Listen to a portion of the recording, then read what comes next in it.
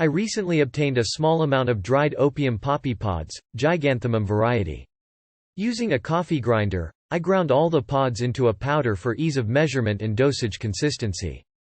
I weighed out 3 grams of powder and boiled 1 cup of water in the microwave. I dumped the powder into the water along with about 2 teaspoons of lemon juice and stirred it all together. I let it steep for about 15 minutes, stirring occasionally, then strained it through a cheesecloth.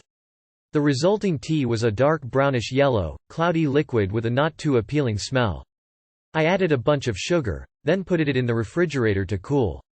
Once cooled, I chugged down the brew as fast as possible. The taste was bad, but nowhere near as bad as some plant brews I've downed in my day, bitter and sour at the same time. Certainly not a hint of the lovely aroma of opium smoke. Within an hour, I began to feel a typical opiate high, though not a particularly strong one. Once I reached the full effect, it lasted for several hours. In strength it was perhaps comparable to taking a Percocet, perhaps a little more. There was a mild hint of nausea in the very beginning, about what I would expect for the level of opiate high I was feeling. Some itchiness developed about 2 hours after drinking the tea, though this was milder than the itch I get from the synthetic opiates I've had. The high maintained about the same level for around 4 hours, then declined slowly until I went to sleep.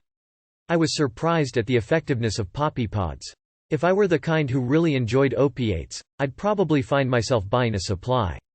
Opiates may be good for pain and coughs, but as a recreational high, I find the effects a little boring, and the itch and nausea detract from the high even further. Were I to repeat the experience with pods of the same strength, I would probably bump the dose up to at least 5 grams of material. A regular user of opiates would probably require significantly more.